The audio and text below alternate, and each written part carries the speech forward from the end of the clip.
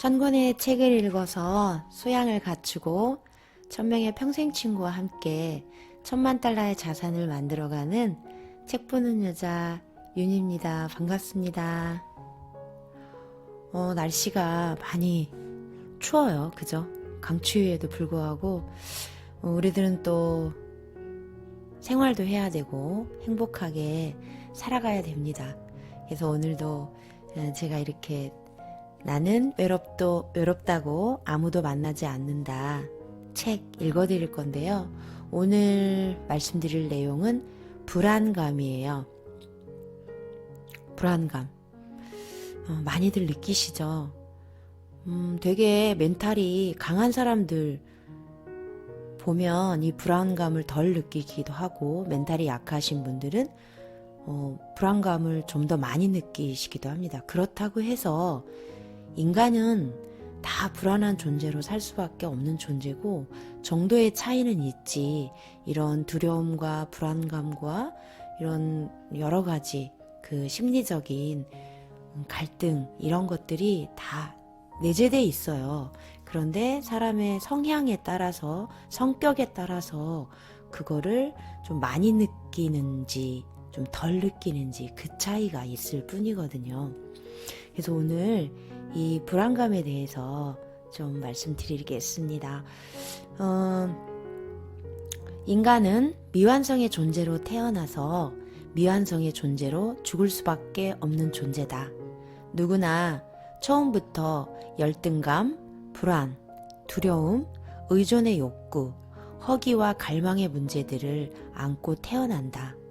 이런 불안감과 열등감에서 벗어나려는 가장 본능적이고 보편적인 방법이 누군가를 사랑하고 사랑받는 것이다.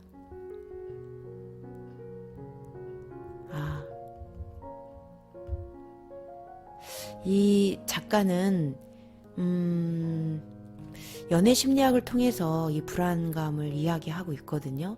근데 이런 것뿐만이 아니고 저희들이 이제 살아가면서 세상에 대한 불안감도 있을 수 있겠고, 아이를 키우면서 그런 불안감, 아주 크고 작은 부부 문제의 그런 불안감, 아니면 내 일에서의 불안감, 이 모든 것들의 그 깊은 저변에는 내가 가지고 있는 불안감의 어떤 증폭되는 원인이라든지 그 불안감이 나타나는 양상이라든지 이런 것들이 있습니다. 그래서 그것이 나타나지 않다가 어느 그 상황이 됐을 때 그게 훅 이렇게 나타나는 경향이 있어요. 그래서 살아가면서 이 불안감이 늘 팽배하다가도 더 크게 증폭되는 경우가 있는데, 그때 너무 힘들어하지 마시고, 인간은 다 똑같이 불안하다는 것, 그리고 정도의 차이가 있을 뿐, 저 사람은 괜찮을 거야, 나만 이래 라고 생각하지 마시고, 나는 그러면 이 불안감이 나타나는 정말 나만의 이유가 뭘까, 그런 것들을 생각해보는 그런 시간이셨으면 좋겠습니다. 어차피 이 불안감을 해소하는 것도 나고, 이 불안을 극복하는 것도 바로 나이니까 오늘 저는 그런 걸 말씀드리려고 이 책을 다시 읽습니다. 불안에서 벗어나는 가장 쉬운 방법. 모든 인간관계에는 무의식적인 파워게임이 작용한다. 누구도 상대보다 자신이 더 그 사람을 사랑하기를 바라지 않는다. 그럴 경우 상대에게 집착하고 의존해 자신을 잃어버리는 일이 생겨날 수 있다. 따라서 그저 상대가 나를 더 사랑하기를 바랄 수밖에 없다. 그것은 동서고금을 통틀어 거의 모든 인간이 지닌 바람이다. 영국 작가 시베스천 폭스는 다음과 같이 표현했다. 신께 부탁하오니 제발 더 사랑하는 쪽이 제가 아니고 상대방이 되게 해주세요. 내게 그건 견딜 수 없는 일이니. 혹시 누군가를 사랑하게 되었을 때 이와 비슷한 기도를 올려본 적이 있는가? 아마도 그렇다고 할 사람들이 더 많지 않을까? 사랑할 때 더 많이 불안해하고 더 많이 애달파하고 더 많이 고통받는 쪽은 언제나 더 사랑하는 사람이니까, 언제나 더 많이 사랑하는 사람이니까. 게다가 웬만해서는 평등하게 서로 좋아하는 관계가 성립하기 어려운 게 사랑 아니던가. 시소도 두 사람이 평행을 유지하여 앉아있기가 얼마나 어렵던가. 늘 어느 한쪽이 먼저 올라가거나 내려가기 마련이다. 관계도 마찬가지다. 둘이 동시에 사랑에 빠지고 항상 똑같은 양으로 사랑하는 경우는 불가능에 가깝다. 현실 속 관계란 어느 한쪽이 먼저 시작하고 어느 한쪽이 먼저 식어서 결국 끝이 나게 된다. 인간은 미완성의 존재로 태어나서 역시 미완성인 채로 죽을 수밖에 없는 존재다. 누구나 처음부터 열등감과 불안, 두려움과 의존의 욕구, 허기와 갈망의 문제들을 안고 태어난다. 이런 불안과 열등감에서 벗어나려는 가장 본능적이고 보편적인 방법이 바로 누군가를 사랑하고 사랑받는 것이다. 마음속에 결핍된 것을 채우고 싶을 때도 우리는 사랑을 갈망한다.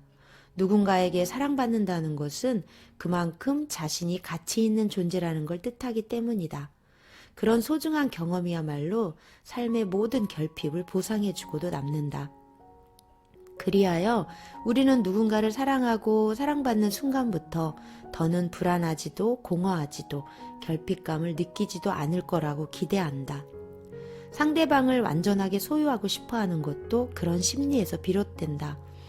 자신의 열등감과 두려움, 불안과 결핍의 문제를 해결해 줄 수 있는 사람을 소유해 두 번 다시 그와 같은 두려움과 공허를 느끼지 않기 위함이다. 사랑을 통해 영원히 구원받고 싶은 마음은 누구에게나 있다. 사실 이러한 감정은 당연하고 자연스러운 거다. 다만 그 소망이 너무 클 때 다른 국면으로 치닫게 되고 그 부분에서 문제가 발생하는 것일 뿐. 그토록 중요한 존재인 상대방이 자기 곁을 떠날지도 모른다는 불안과 두려움에 사로잡혀 전전긍긍하면서부터 사랑은 원래의 색깔을 잃는다. 특히 다른 면에서는 똑똑하다고 자부하는 사람이 사랑할 때 무수한 실수를 저지르는 것은 그만큼 불안감을 이겨내기가 쉽지 않다는 뜻이다. 하지만 그것은 충분히 노력해 볼 만한 가치가 있다. 관계에서 불안감이 따른다는 것, 그 불안감을 솔직히 받아들이고 서로 신뢰의 감정을 쌓아 나아가도록 노력하는 것이 사랑의 과정임을 알아야 한다. 사랑의 또 다른 모습인 불안감을 극복하면서 경험하는 자긍심은 그 어떤 것을 달성했을 때와도 비교할 수 없는 행복감을 준다. 안타깝게도 이 행복을 누릴 수 있는 사람이 많지 않다. 사랑은 행복하려고 하는 것이다. 따라서 다소 힘들더라도 사랑에 따르는 불안감을 극복하려는 노력이 필요하다. 이걸 지금 읽다 보니까 갑자기 저희 아들이 저한테 행복감을 줬던 기억이 떠올랐어요.